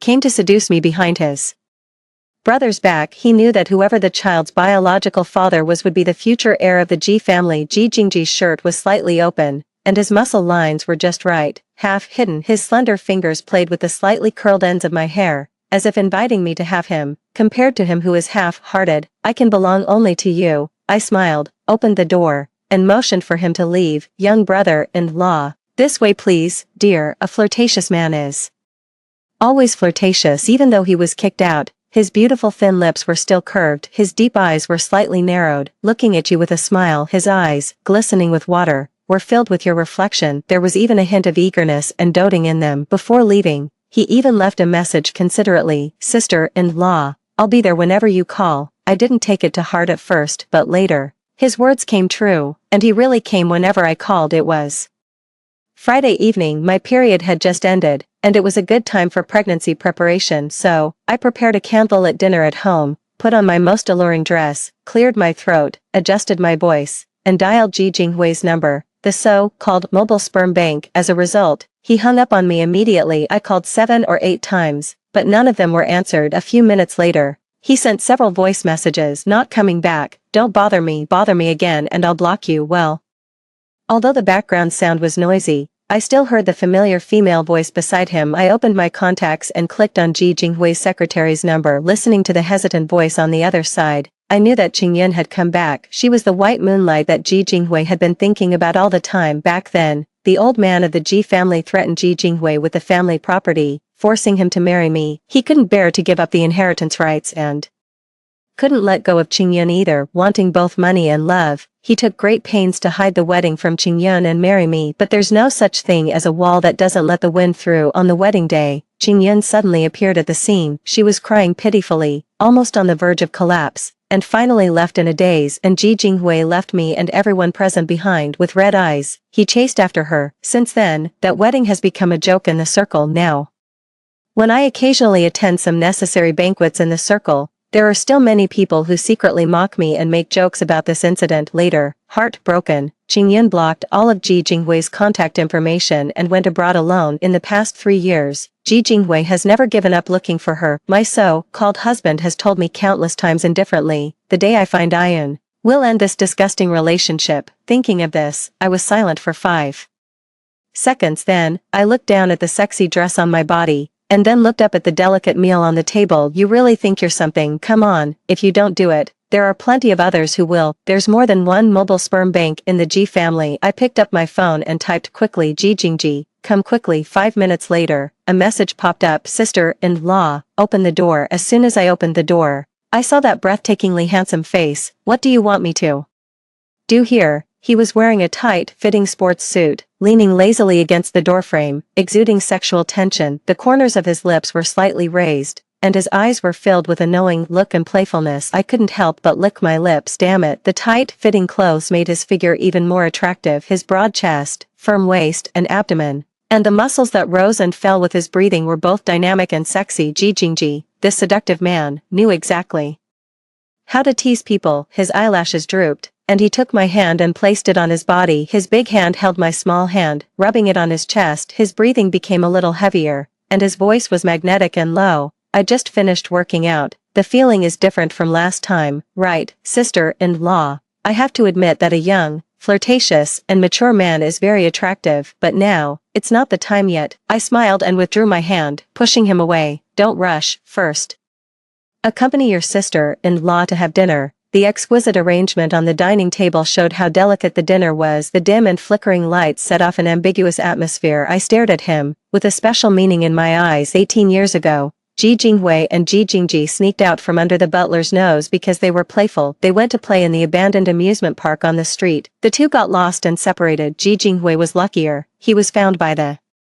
bodyguard who chased after them and was safely sent home. But Ji Jingji, who was only 4 years old at that time, met human traffickers and was abducted to a remote village. He was sold to a rural couple who had been married for 10 years but couldn't have a child. Sometimes life is really absurd. The year after Ji Jingji was abducted, the couple got pregnant with their own child. After the birth of the younger brother who had no blood relation to him, Ji Jingji became the most neglected outsider in that family. However, despite this, with his superior business acumen, he worked his way up from nothing and became the youngest new business tycoon. It was because he was gradually emerging in the business world that I noticed his appearance, which was quite similar to that of the young old man of the Ji family, at an investment conference, and that's why he was later recognized by the Ji family. You can return to the Ji family, and it's also thanks to me. How about paying me back today? I asked. He let out on him with interest and nodded slightly, so I took out a contract from under the table. We can have an affair, but we need to make 3 rules. Ji Jingji was so young, without any background support. He was able to thrive in the business world on his own. He definitely wasn't an easy-going person. Even though he looked flirtatious and frivolous on the outside, he lowered himself to seduce me for power and profit. When dealing with him, I had to be more cautious. Sure,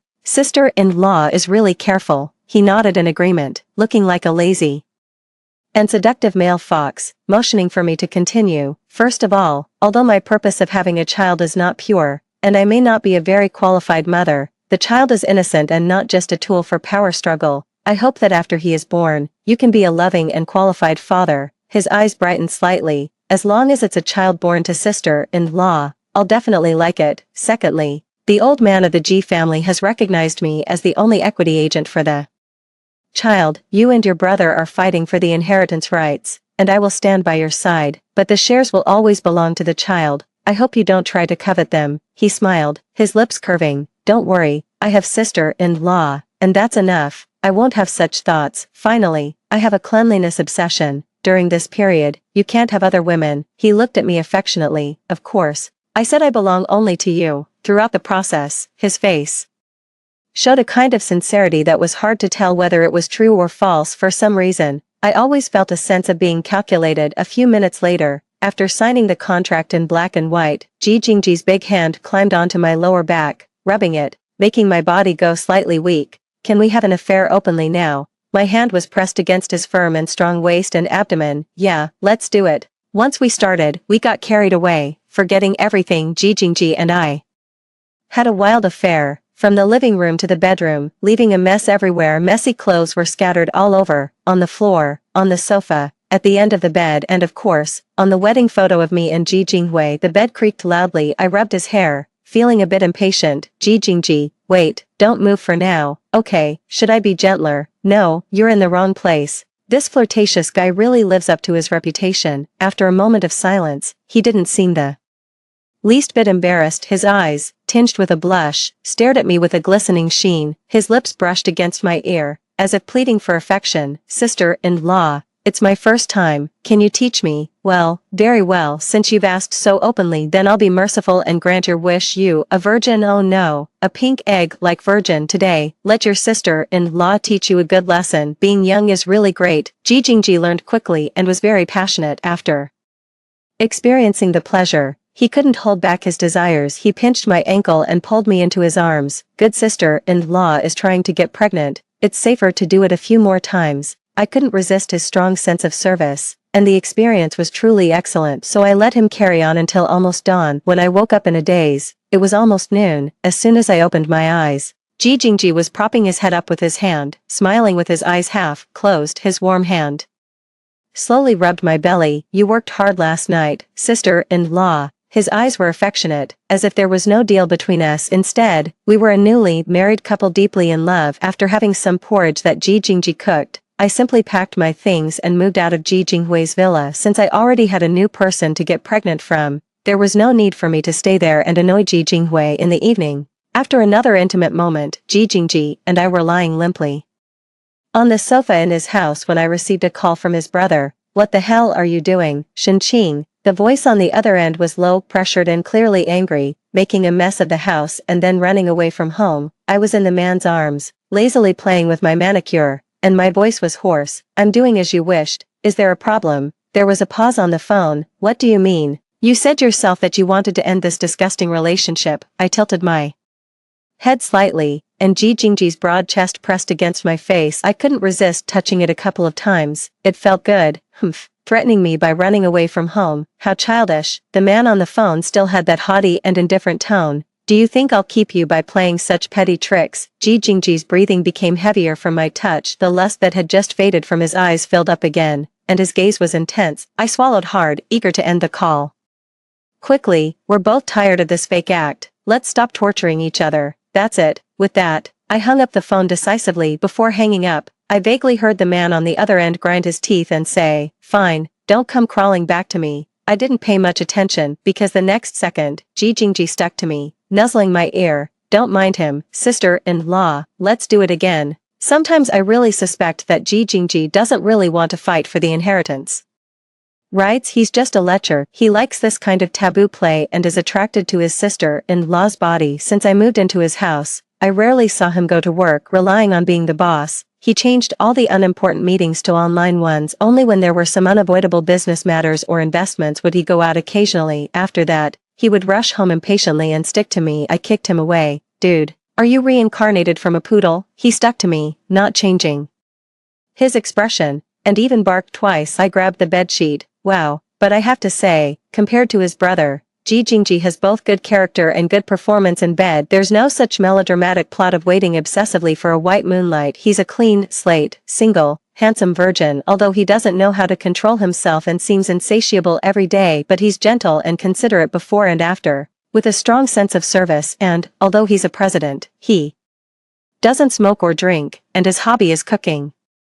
When he wears an apron in the kitchen, With his broad shoulders and narrow waist, he exudes a strong sense of being a good husband. It makes me feel the warmth of home that I didn't feel in the 3-year fake marriage with his brother. Most of the time during the month of living with him was quite pleasant, except for when his brother occasionally went crazy. The first week after I moved out, his brother sent me a message asking me to take away the things I left behind. Take away those cheap things you bought yourself. Don't let them get in my way. At that time, Jijingji was squatting on the ground, holding my foot and asking me, "Sister-in-law, is the water temperature okay?" I nodded twice, and casually replied to the other side. Then, while enjoying the foot washing service, I remotely hired a waste collecting aunt to come and throw away all the things. It was said that when the aunt rang the doorbell, Ji Jinghui, who had his head held high, opened the door excitedly, but when he saw who it was, his face changed instantly, like a dark cloud passing by. The second week after I moved out, Ji Jinghui sent a message, "Without me, what kind of good life can you have? Once you've had enough of throwing a tantrum, come back obediently." I was teasing the bell on his brother's collar, drooling all over. To be honest, I really haven't had such a good life before. The third week after I moved out, Ji Jinghui sent a message. "I didn't do anything with her that day. We've completely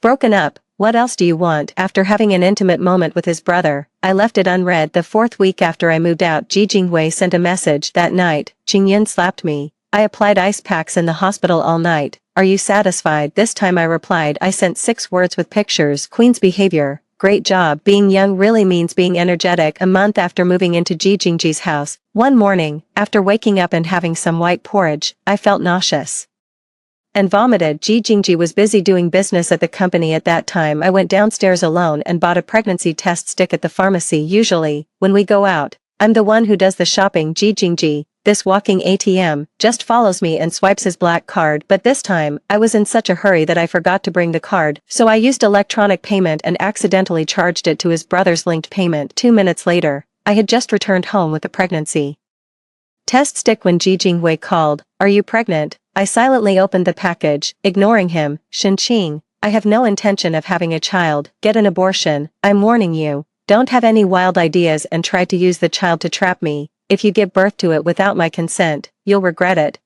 Hello, why aren't you talking?" I scratched my ear impatiently. So annoying, like a turtle chanting scriptures, blabbering on and on. "Don't flatter yourself." I rolled my eyes and directly revealed the truth. "It's not yours. Why are you in such a hurry?" There was a moment of silence on the other end of the phone. What do you mean?" I replied. "You, cuckold, get it." Then, a sharp screeching sound came from the phone. I thought it was too noisy and hung up. After hanging up, I stared at the pregnancy test stick without moving. Great, 2 lines. When Ji Jingji found out, he rubbed his face against my belly. "See, I'm more capable than my brother, right?" The next day, when Ji Jingji and I went to the obstetrics and gynecology department, we met his brother. Ji Jinghui's sharp gaze landed on my waist, which was affectionately held by Ji Jingji's hand. "Crazy people." His face was tense, and anger was churning in his chest. "Two crazy people. Ji Jinghui is rich, very rich. If he hires someone to investigate, he'll know who I've been fooling around with this month. Shenqing, come here." He took long steps towards me, trying to suppress his emotions. "I'm still your nominal husband. Come with me, and I'll let it go." I tilted my head and glanced outside. Ji Jingji raised his eyebrows and hugged me even tighter. "Brother, sister-in-law means a good dog doesn't block the way." Ji Jinghui gritted his teeth, his fists clenched tightly, and anger was surging, but he ignored Ji Jingji. His dark and unclear eyes stared intently at me. "Shenqing, don't be stupid. He's seducing you for profit. How much of his feelings are real?" I smiled and asked rhetorically in a nonchalant manner. "Him, what about you? How much of your feelings are real?" Ji Jinghui thought I was still bothered by his white moonlight. "Qingyun and I are in the past. Over the 3 years of marriage, I've seen your kindness to me. I've come to realize my feelings. I love you, and from now on, there will only be you." I curled my lips into a cold smile. "Ji Jinghui, are you acting so affectionate here that you've moved yourself to tears? You know very well in your heart whether you really love me or love me for the inheritance rights." During the 3-year fake marriage with him, I've naturally understood his character. A pampered son of a wealthy family like him has an extremely high self-esteem. People aren't heartless. After 3 years of fake marriage, perhaps he has indeed developed some true feelings for me, but that bit of meager true feelings isn't enough to make the arrogant him humble himself and perform this show of repentance in public. Back then, He and Qingyun were deeply in love, so-called unswerving, but the old man of the Ji family just tested him a few times with the inheritance rights. Without any hesitation, he agreed to marry me. In his heart, profit always comes first. Now that his nominal wife has an affair with his younger brother, and he can still overlook it and claim to be deeply in love, I think he became suspicious after knowing that Ji Jingji got close to me. After an investigation, when he learned about the deal between me and the old man of the Ji family regarding the child, he has to show his love, right? I stared at Ji Jinghui's eyes, which were dodging due to guilt, and said word by word, you must be regretting it to death now, right? Regretting that you thought I was shallow, that I was vulgar, and that I wasn't worthy of carrying your child, so you secretly put birth control pills in my drink for 3 months after we had sex. Exposed. Ji Jinghui's face turned deathly pale, his lips parted slightly, wanting to defend himself but unable to say a word. Actually, you didn't need to do that. I smiled softly and told him the real reason for my departure. You don't even know this, do you, Ji Jinghui? You're azoospermic. The day Qingyun, the white moonlight, came back after hanging up the phone with Ji Jinghui's secretary. I received a sperm test report from the hospital. 5 words were written in black and white. No viable sperm. I'm not stupid, on the contrary, I'm quite meticulous. I had long noticed that Ji Jinghui ground the birth control pills into powder and put them in my drink. It didn't matter, let him do it, I just wouldn't drink it anyway. My goal was to have a child and get 1 billion yuan. What he thought, how he treated me, and whether he thought I was worthy, these things were not important and didn't need my attention. But 2 months passed, and there was still no sign of pregnancy in my belly. This was unreasonable. I was sure I was fine, so I was careful and secretly got him tested. Sure enough, he's a useless guy who can't do it, so the only available sperm bank in the Ji family was Ji Jingji. To give Ji Jingji and me more time to be together, I even sent a message to Qingyun, find a way to hold Ji Jinghui back. So, that night she slapped him and sent him to the hospital. Then, she pretended to accompany him to apply ice packs all night. Ji Jinghui didn't know that Qingyun had been in touch with me since she went abroad 3 years ago. After the wedding, Qingyun took the initiative to meet me. She said that she could accept Ji Jinghui giving her up for the inheritance rights, but she couldn't accept being deceived. I have no future with him, please rest assured. She looked at me with a guilty expression. Also, I'm sorry for ruining your wedding. I waved my hand, saying that sisters don't need to care. Thanks to you, the old man of the Ji family gave me a small compensation of 5 million yuan. Later, Qingyun was tired of Ji Jinghui's pestering and decided to go abroad for further study. It was also with a little trick of mine that I helped her hide her whereabouts. That's why Ji Jinghui couldn't find any news about her that day. Ji Jinghui made quite a commotion in the hospital as the news spread. The old man of the Ji family found out about everything. In the extremely luxurious VIP ward, the old man of the Ji family leaned on his golden thread Namu walking stick, his eyes solemn. Jinghui, I know you've always resented Grandpa for forcing you to marry Shenqing, since you were so reluctant in the past 3 years. I won't force you anymore, I'll set you free. From today on, I'll make the decision. You and Qing girl are done. Ji Jinghui looked unwilling, but Grandpa, clearly she and I are the legitimate. Before he could finish, he was interrupted by the old man's shout. Legitimate what? Do you want me to expose and calculate with you in detail about the fake marriage to deceive me? The scolded man didn't dare to say a word. The old man's cloudy and gloomy eyes exuded an invisible power. Enough, let these things end here. I, who was quietly watching from the side in the ward, smiled faintly. Sure enough, this development was within my expectations. I've always said that the old man of the Ji family is the craziest one in the Ji family. Halfway into the grave, looking back on his life, what he still cares about the most is the regret of his youth. As he gets older and closer to death, his obsession has turned into paranoia. Whether the child in my belly is Ji Jinghui's or Ji Jingji's doesn't matter as long as it's the blood of the Ji family. Since Ji Jinghui can't have children, then let Ji Jingji do it. What's more, Ji Jingji looks the most like him when he was young. Maybe he can even have a child who is more like her and him. Ji Jinghui is selfish for profit, and the old man of the Ji family is selfish because of his regret. In a way, the grandfather and grandson are cut from the same cloth. Since the old man of the Ji family had spoken, Ji Jinghui didn't dare to disobey. He could only say fine resentfully and then turn to leave. Now, only Ji Jingji and I were left in the ward. He sent me out, and after talking to Ji Jingji alone for half an hour, he sent Ji Jingji away and called me in. The old man, who exuded an intimidating aura even without getting angry, had lost the sharpness between his brows. He softened his eyes, patted the space beside him, and called me affectionately, Qing girl, come here to Grandpa. Love for one thing extends to everything associated with Although the old man of the G family was a bit crazy, he had been extremely kind to me. Did you ever resent me for making you marry into the G family? He asked. I shook my head. No, you saved me. When I was a child, my mother died because we didn't have money for treatment. My father remarried, and they had a son. With a step-mother came a step-father. Even though I was in my own home, I felt like an outsider. After graduating from university, my father's business went bankrupt, and he owed a huge amount of debt. He planned to marry me off to a vulgar boss to pay off the debt. It was the old man of the G family who showed up, threw a 500 million yuan check, and gave me a new life. Since I had to get married anyway, marrying his handsome grandson was better than marrying that burly vulgar boss. Although Ji Jinghui didn't like me, during the 3 years I stayed in the G family, the old man of the G family always stood behind me and never treated me unfairly.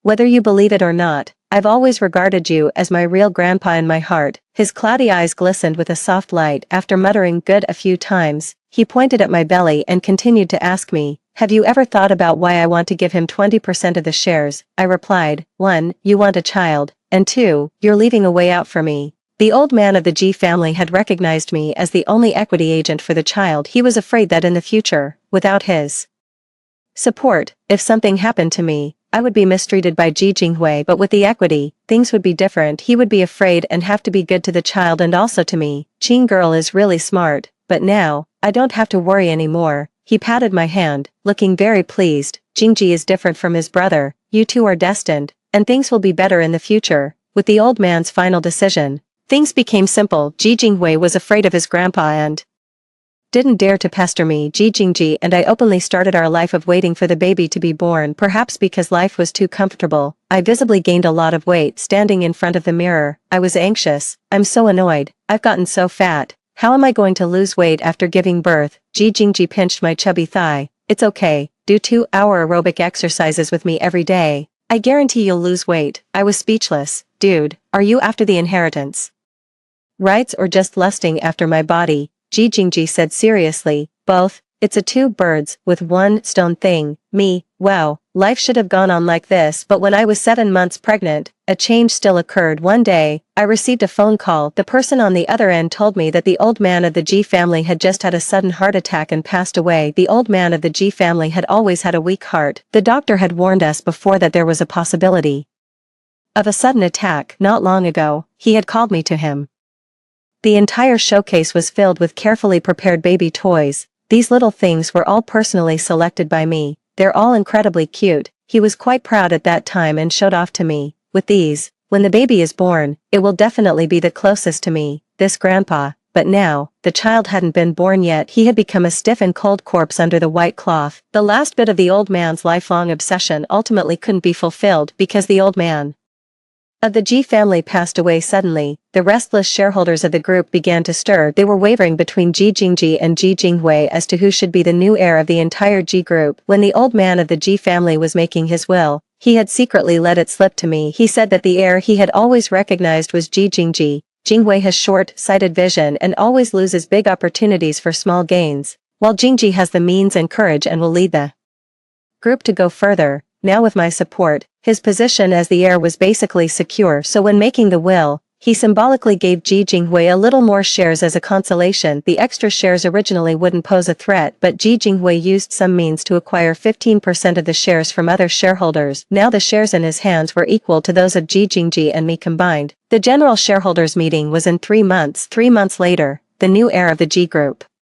would be selected through a shareholding vote by the shareholders. In order to compete for the position of heir, the 2 brothers of the Ji family began to socialize among the shareholders, trying to win their support. I actually didn't think that Ji Jinghui could cause much trouble. It was obvious to anyone with eyes that Ji Jingji had more business acumen, and his brother was just a mediocre person who happened to be born into a good family and was built up with resources. However, Ji Jingji had only returned to the family for 2 years, so his foundation wasn't deep. Some old shareholders who had watched Ji Jinghui grow up still needed some effort to win over. As Ji Jingji became busy with official business and the time he spent with me decreased, I had some free time and went out shopping with the nanny. Unfortunately, on the way back, I was kidnapped. I woke up in an old clinic with yellowed wall tiles, as the black cloth in front of my eyes was roughly torn off. In the dim light, I saw a rascally-looking face. He had dry yellow hair, and the hand with tattoos was holding a cigarette. Seeing me open my eyes, He blew a smoke ring at me and sneered, "Yo, you're awake." The smell of smoke was pungent. After coughing twice, I frowned and asked him, "Who are you?" Ji Jingji is really heartless. He tilted his head in a slovenly manner and clicked his tongue.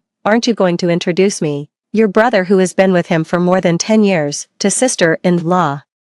Brother, it took me a moment to remember there was indeed such a person in that remote village. The first time I was intimate with Ji Jingji, I found many old scars of different depths on his back. Those scars were long, thin, and hideous, overlapping each other. They were all inflicted by that pair of adoptive parents, and this non-blood related brother, that son of a bitch, Ji Jingji, is ungrateful. He gritted his teeth. His eyes filled with hatred. After getting rich, not only did he not repay the kindness of raising him and help us, but he also turned against us, sending my parents to a mental hospital to torture them, and ruining our family. His rough hand tightly grabbed my shoulder. "There's no other way, I can only ruin his family too." Then, he shouted a couple of times towards the door, accompanied by the sound of rustling footsteps. A person dressed like a doctor appeared in front of me. "Doesn't Ji Jingji care about the child in your belly?" The yellow-haired brother crushed the cigarette butt, his eyes shining with the pleasure of revenge. "If we get rid of it, do you think he'll go crazy?" But I looked up at his act and laughed. "The acting is mediocre.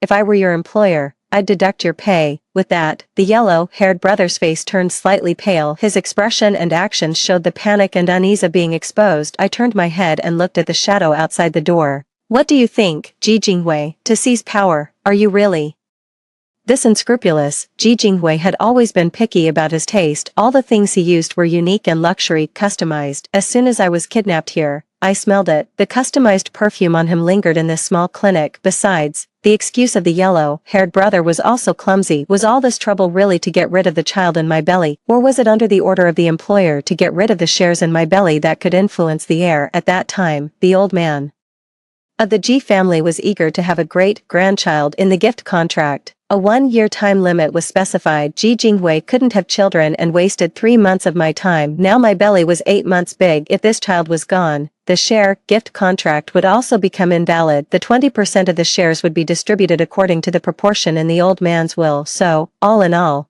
the biggest beneficiary of this kidnapping was obvious. Shenqing. Why bother? Exposed. Ji Jingwei no longer hid. He walked from the shadows into the light, his gloomy eyes fixed on me. "Pretending to be a fool could at least save your life. Now, you can't even do that." He walked closer and squatted down in front of me. His slender hand slowly stroked my face, as if playing with a pet. "I just hate your self-righteous look. If you had stayed by my side obediently, you wouldn't end up like this." I looked at him calmly. "We were almost a couple. Let me die understanding." I paused, my tone becoming slightly solemn. "Was it you who killed the old man of the Ji family? He deserved to die." His eyes turned red, and he laughed maniacally. Clearly, he had been training me as the heir since I was a child, but after Ji Jingji came back, he told me that that kid was more suitable because he had business acumen. Hee. Then what am I? What were the past 20-some years of my life for? His tone suddenly changed, and he tightly pinched my chin. "Actually, Shenqing, you're to blame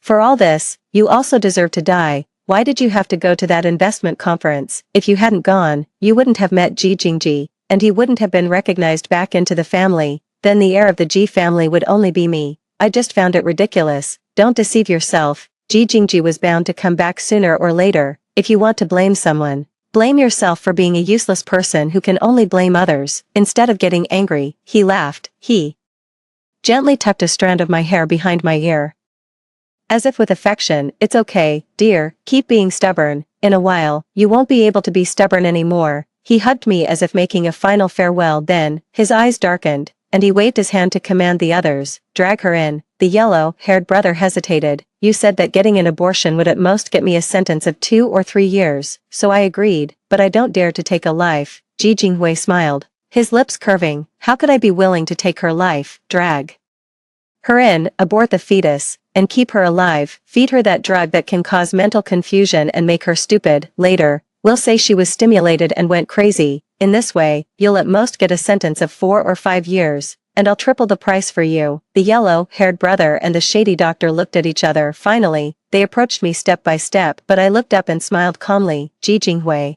I wish you a pleasant stay in prison." With that, the sound of police Sirens roared outside. The old man of the G family did have a weak heart, but I had traveled around to find cardiologists to regulate his condition for half a year. His condition had improved a lot. When he suddenly passed away, I felt something was fishy. After ruling out all possibilities, the one with the greatest suspicion was Ji Jinghui, who was the last to contact him after the old man's death. He and Ji Jingji started fighting for power, and one after another, stalkers started to appear around me. Ji Jinghui was ruthless but also stupid. His actions were too obvious. I didn't need to guess to know what he was up to, so I arranged everything in advance. I always wore an invisible camera and a tracker, ready to play along. No way. When Ji Jingji found out, he rarely showed a serious face to me. I'll handle it, don't put yourself in danger. But having been with his brother for 3 years, I knew him well. For the sake of core interests, that man would never give up. The old man's kind face appeared in front of my eyes. I wanted to send him to prison with my own hands, so I specifically sent away the bodyguards hired by Ji Jingji, creating an opportunity for Ji Jinghui to kidnap me. All of this was to make him admit that he had killed the old man of the Ji family and to confirm his crimes of hiring, kidnapping, and instigating others on the spot. The police sirens resounded. The dim clinic was suddenly brightly lit. Charging in with the police was Ji Jingji. He tightly wrapped me in his arms, as if I was something he had lost and found again. Ji Jinghui was severely sentenced and basically wouldn't be able to get out, and Ji Jingji rightfully became the only heir after the child was born. Ji Jingji was holding me while teasing the baby. I pushed him away and suddenly woke up. Wait a minute, aren't we in a transaction relationship? He leaned over and hugged me. Then let's renew the contract. I raised my eyebrows. Renewing the contract with a money-worshipping woman like me is expensive. The next second, 52 billion yuan was transferred to my bank card. I tugged at his tie. Okay, have a pleasant cooperation.